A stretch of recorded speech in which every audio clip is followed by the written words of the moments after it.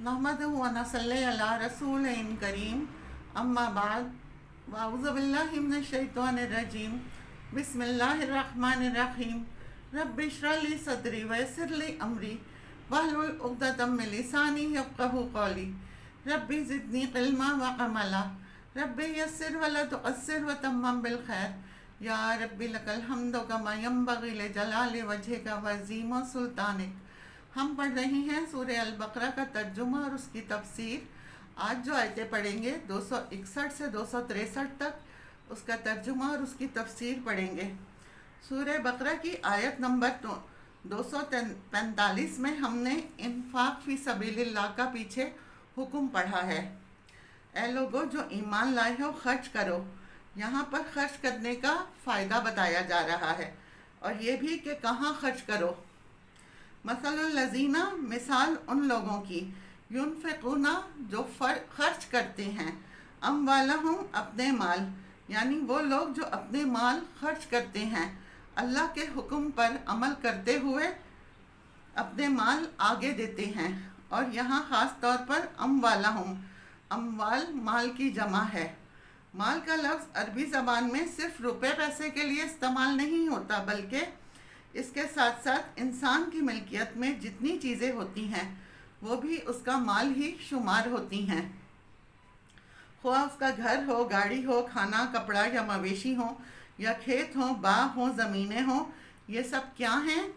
माल हैं। जो चीज़ें इंसान की मिल्कियत में हैं, अम्वालहुम, इसका क्या मतलब है? उसके अपने, किसी और के नहीं। यानी अगर कोई शख्स किसी की चीज़ चुरा कर सदका दे तो ये सदक़े में शुमार ना होगा, ये इन्फाक फ़ी सबीलिल्लाह ना होगा।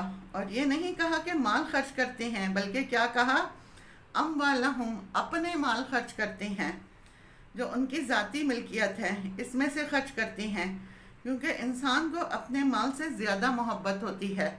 लिहाजा अजर भी इसमें से खर्च करने का है जो अपना हो। तो उन लोगों की मिसाल जो अपना माल खर्च करते हैं, कहाँ खर्च करते हैं? फ़ी सबीलिल्लाह, अल्लाह के रास्ते में। सबील का लफ्ज़ रास्ते के लिए आता है। कौन सा रास्ता? ज़िंदगी गुजारने का वो रास्ता जो अल्लाह ने हमारे लिए तय किया है, मुकर्रर किया है, यानी दीन इस्लाम। तो सबील का पहले माना क्या हुआ? दीन इस्लाम, वो रास्ता या शरीयत जिसे अल्लाह ताला ने हमारे लिए मुकर्रर किया है, डिफ़ाइन किया है। ज़िंदगी गुजारने का तरीक़ा, और तरीक़े का लफ्ज़ी माने क्या है? रास्ता। फिर इसी तरह रास्ते दो जगहों को बाहम मिलाने के लिए भी आता है, या दो चीज़ों को मिलाता है। फ़ी सबीलिल्लाह से मुराद वो रास्ता जो बंदे को अल्लाह से मिलाता है, अल्लाह की तरफ जाने का रास्ता, अल्लाह की मोहब्बत हासिल करने का रास्ता। इसी तरह बाज़ जगह और कुरान पाक में भी सबीलिल्लाह को सबीलिल मुमिनीन भी कहा गया है, यानी मोमिनों का रास्ता। तो मोमिनों की तरफ उसको निस्बत क्यों दी गई है?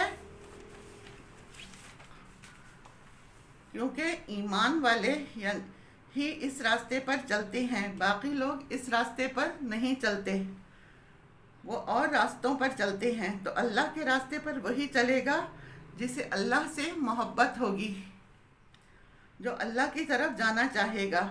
तो फ़ी सबीलिल्लाह से मुराद अल्लाह के दीन के रास्ते में खर्च करते हैं, अल्लाह की अताअत के कामों में खर्च करते हैं, अल्लाह को राज़ी करने के लिए खर्च करते हैं।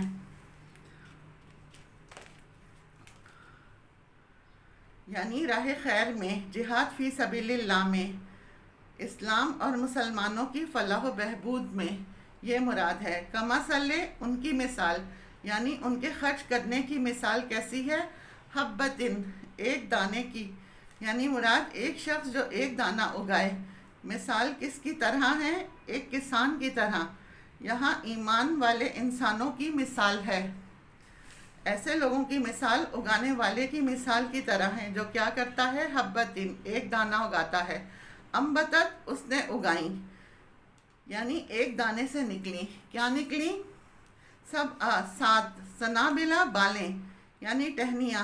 एक दाने से 7 टहनियाँ निकली। गंदम का तना नहीं होता, बल्कि डायरेक्ट ज़मीन से टहनियाँ निकलती हैं। ایک دانے کی 7 شاخیں، فی کل سنبلتن، ہر بال میں حبہ، اوپر جا کر 100 دانے لگتے ہیں۔ یعنی ایک دانے کی 7 بالیں اور ہر بال میں 100 دانے، یعنی 700 دانے۔ یعنی ایک دانے کتنے دانے بن گئے؟ 700 دانے۔ اور صرف یہ 700 تک ہی نہیں جاتا، بلکہ واللہ، اللہ، یضاعف، بڑھاتا ہے، زیادہ کرتا ہے، لمن یشاء، جس کے لیے وہ چاہتا ہے۔ یہ اللہ کی مشیت ہے، اللہ کی اپنی مرضی ہے کس کو کتنا زیادہ دینا ہے۔ کوئی بندہ نہیں جانتا کہ اس کو کیا ملنے والا ہے، یا کوئی کسی دوسرے کا بھی نہیں پتا کہ کس کو کتنا ملنا ہے۔ یہ دینے والے کو ہی پتا ہے کہ کس کو کتنا دینا ہے، اور اس کی یہ مشیت حکمت پر مبنی ہے۔ اللہ کی مشیت کس پر مبنی ہے؟ حکمت پر۔ بخاری کی حدیث میں آتا ہے کہ بے شک اللہ اسے بڑھاتا ہے 700 گنا تک، اور بعض مرتبہ 700 سے بھی زیادہ، کئی گنا زیادہ تک، بہت سارے۔ اور یہ ڈیپینڈ کرتا ہے کہ کس نے کتنے اخلاص کے ساتھ خرچ کیا اور کہاں خرچ کیا، تو وہ سارے عمل کو دیکھ کر اس کے مطابق پھر اسے اجر دیتا ہے۔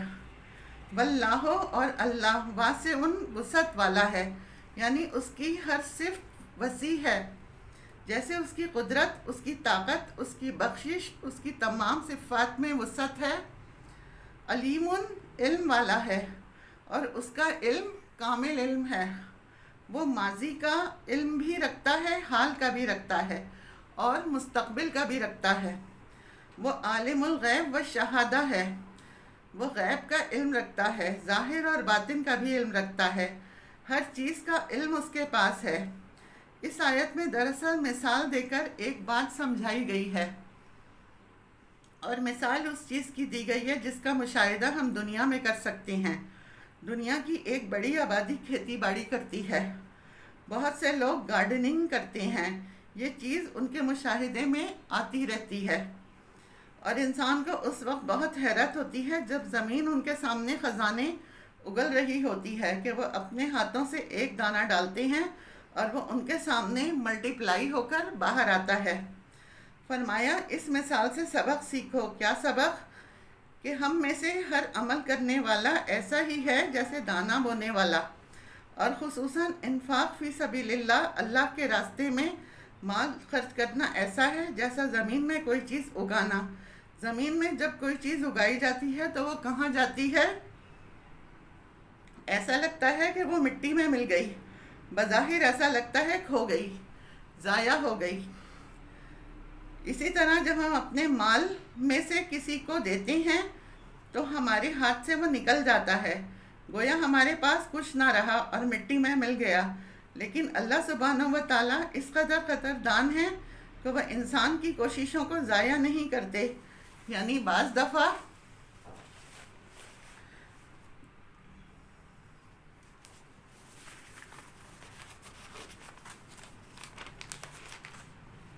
ہم کچھ خرچ کرتے ہیں، بظاہر لگتا ہے ضائع ہو گیا، کیونکہ لینے والا اس کا ذکر تک نہیں کرتا، پتہ ہی نہیں چلتا کہاں گیا، لیکن اللہ تعالیٰ اس کو ترقی دیتے ہیں، بڑھاتے ہیں۔ وہ اس شکل میں ہم تک نہیں لوٹتا، بلکہ اس کی خیر اور بھلائی جو ہوتی ہے وہ ملٹیپلائی ہو کر ہمارے پاس آتی ہے، دنیا میں بھی اور آخرت میں تو یقینی ہے۔ تو ہمیں یہ بات سوچ لینی چاہیے کہ ہم جو بوئیں گے وہی ہم کاٹیں گے۔ الذین، وہ لوگ، ینفقون، جو خرچ کرتے ہیں، اموالہم، اپنے مالوں کو، فی سبیل اللہ، اللہ کے راستے میں۔ اب دوبارہ اعادہ کیا گیا۔ اعادے کا کیا مطلب ہے؟ بات کو دہرانا، ریپیٹ کرنا، کہ اخلاص کے ساتھ خرچ کرو، دین کے کاموں میں خرچ کرو۔ اب جب سب خرچ کرنے لگتے ہیں تو کچھ مسائل آ جاتے ہیں، جن میں سے خاص طور پر ایسی چیزیں جو نقصان دہ ہیں۔ جب ہم بیج ڈالتے ہیں تو اس کا ایک طریقہ ہوتا ہے، زمین نرم کر کے طریقے سے بیج ڈالیں گے، اگر اس طرح نہیں ڈالیں گے تو وہ گرو نہیں کریں گے، اگر گرو کریں گے بھی تو کچھ اور نکل آئے گا اور بیج ضائع ہو جائے گا۔ اسی طرح اللہ تعالیٰ کہتے ہیں کہ میرے راستے میں خرچ کرو، تو خرچ کرنے لگتے ہیں، پھر کیا ہوتا ہے؟ ساتھ شیطان آ گیا، اور وہ کیا چاہے گا کہ اگر یہ خرچ کر رہا ہے تو کوئی خرابی پیدا کرو، تاکہ اس کا کیڑا کرایہ سب خراب ہو جائے اور اسے کوئی اجر نہ ملے۔ تو اللہ تعالیٰ اس کے لیے بھی محتاط کر رہے ہیں۔ آپ یہ دیکھیے کہ کتنا مہربان ہے ہمارا رب۔ یہ بتا رہا ہے کہ دیکھو، خرچ صرف اللہ کے لیے کرنا اور ایسی چیزوں سے بچنا، وہ کیا ہے؟ ثم لا یتبعون، پھر وہ نہیں پیچھے لگاتے یا پیچھے لے آتے کس کا؟ کس کے؟ ما انفقوا، جو انہوں نے خرچ کیا۔ کسے نہیں لاتے؟ منعوا احسان کو، ولا اذن، اور نہ اذیت کو۔ خرچ کرنے کے بعد احسان اور اذیت سے کام نہیں لیتے، یعنی جہاں دیتے ہیں اس کو احسان نہیں جتاتے اور دکھ نہیں دیتے۔ احسان جتانا کیا ہوتا ہے؟ کسی کے اوپر اپنی فوقیت قائم کرنا، کسی کو ذلیل اور حقیر کرنا، دبانا، اس بنا پر کہ آپ نے اس پر خرچ کیا ہے، یا یہ کہ آپ نے کسی ادارے پر خرچ کیا ہے، جیسے ڈونیشن وغیرہ دیتے ہیں، وہاں سے اس کے بدلے میں بینیفٹ کی ڈیمانڈ کرتے ہیں، چاہے ان کے بس میں نہ ہو۔ تو احسان جتانا کیا ہے؟ دوسرے کو حقیر سمجھا جائے، اور اذیت کیا ہے؟ کہ لوگوں میں اس کا ذکر کرنا جس سے لینے والا شرمندہ ہو جائے اور دکھ ہو، اسے ہرٹ ہو۔ وہ بات یہ ہے، جب آپ نے فی سبیل اللہ یعنی اللہ کے لیے کیا ہے تو پھر بندوں پر کیا احسان ہے؟ آپ کو تو اس کا اجر اللہ سے چاہیے، اور اگر دنیاوی فائدے کے لیے کیا ہے تو پھر آخرت میں اس کا کوئی اجر نہ ملے گا۔ یہ اخلاص کے منافی چیز ہے۔ بعض مرتبہ ہم زبان سے کچھ نہیں کہتے، لیکن ہمارے رویے سے ظاہر ہوتا ہے کہ ہم نے تم پر احسان کیا تھا۔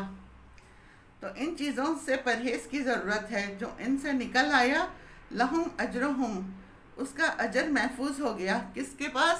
عند ربہم، اللہ کے پاس۔ چھوٹے بچے جو ہوتے ہیں ان کو اپنی کوئی خاص چیز یا پیسے رکھوانے ہیں تو اپنی امی کے پاس رکھواتے ہیں۔ کیوں؟ اس لیے وہ سمجھتے ہیں میں نے حفاظت سے رکھوا دیے، اب جب چاہوں لے لوں گا۔ بالکل اسی طرح ہم اللہ تعالیٰ پر اعتماد کرتے ہیں، ایمان اور یقین رکھتے ہیں۔ جب کچھ دیتے ہیں تو یہ یقین ہوتا ہے یہ اللہ کے پاس ڈپازٹ کرا لی اور وہاں سے یہ ضائع نہیں ہوگا، کل کو جب جا کر ملے گی۔ اور صرف اتنی ہی نہیں، کئی گنا زیادہ۔ یہ جو اطمینان اور یقین انسان کے عمل میں حسن پیدا کر دیتا ہے۔ اب آپ دیکھیں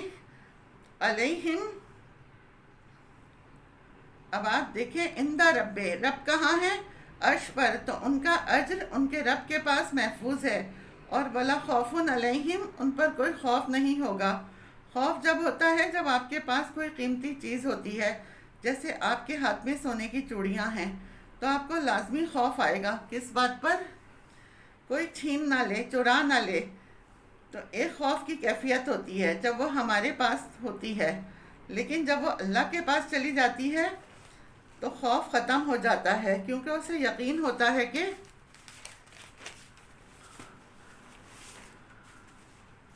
میں کسی کی ضرورت پوری کر رہا ہوں، کل کو اللہ بھی میری ضرورت پوری کرے گا، اور پھر وہ بے خوف ہو جاتا ہے۔ قیامت کا دن خوف کا دن ہے، لیکن ایسے لوگوں کو وہاں بھی خوف نہ ہوگا۔ ایسا شخص اللہ کے عرش کے سائے تلے ہوگا۔ وَلَا هُمْ يَحْزَنُونَ، اور نہ وہ غمگین ہوں گے۔ غم کب ہوتا ہے؟ جب کوئی چیز کھو جاتی ہے تو جس نے اپنے ہاتھ سے سنبھال کر رکھ دی اس کو پھر غم نہیں ہوتا، جس سے چھن جاتی ہے اسے غم ہوتا ہے۔ تو دنیا میں بھی ایسے لوگ جو دوسروں کا خیال رکھتے ہیں، دوسروں کی مدد کرتے ہیں، جو دینے والے ہوتے ہیں، جو دوسروں کے غم بانٹنے والے، پریشانیاں اور مصیبت میں کام آنے والے ہوتے ہیں، ان کے غم اللہ دور کر دیتا ہے، ان کو غمگین نہیں ہونے دیتا، ان کے دلوں کے اندر ایسا اطمینان اور خوشی بھر دیتا ہے کہ انسان پھر پرسکون ہو جاتا ہے اور موت بھی پرسکون حالت میں آتی ہے۔ قول معروف، بھلی بات، اچھی بات، اور معروف وہ ہے جو شریعت میں معروف ہو۔ وہ مغفرت، اور معاف کر دینا، بخش دینا، خیر من صدقۃ، بہتر ہے اس صدقے سے، یتبعھا، کہ پیچھے آگے اس کی اذیت۔ بعض اوقات کوئی شخص آپ سے کوئی چیز مانگتا ہے اور آپ کے پاس نہیں ہوتی یا آپ نہیں دے سکتے۔ ایسے میں اگر انکار کرنا ہو تو کیسے کرے انسان انکار؟ بھلی بات کے ساتھ، اچھے انداز میں۔ قول معروف مغفرۃ خیر من صدقۃ، بہتر ہے اس صدقے سے یتبعھا اذی، جس کے پیچھے اذیت آئے، یعنی نہ دینا زیادہ بہتر ہے اس صدقے سے جسے دے کر اذیت دی جائے۔ یعنی ہم نے کسی کی مدد کی، بدلے میں ہم چاہتے ہیں وہ ہم سے اچھی طرح ملے، اگر وہ اس طرح نہیں ملتا تو اس کی زیادتی کو معاف کر دو۔ واللہ غنی حلیم، اور اللہ بے نیاز ہے، بردبار ہے۔ اللہ تعالیٰ کو کسی کے صدقے کی ضرورت نہیں۔ اللہ تعالیٰ تمام انسانوں کو، جانوروں کو، کیڑے مکوڑوں کو، پرندوں کو، غرض سب کو کھلا رہا ہے، پلا رہا ہے، لیکن اس کو کچھ کمی نہیں ہوتی، اس لیے وہ بے نیاز ہے، غنی ہے، اسے ضرورت نہیں ہے واپس لینے کی۔ واللہ غنی حلیم، حلیم کا مطلب بردبار، جو غصے کے موقع پر نہ بھڑکے، غصہ پی جائے، اظہار نہ کرے۔ تو یہ دو صفات آخر میں کیوں آئی ہیں؟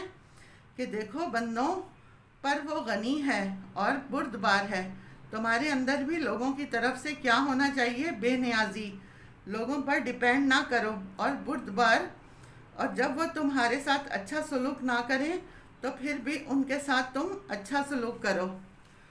وآخر دعوانا ان الحمد للہ رب العالمین۔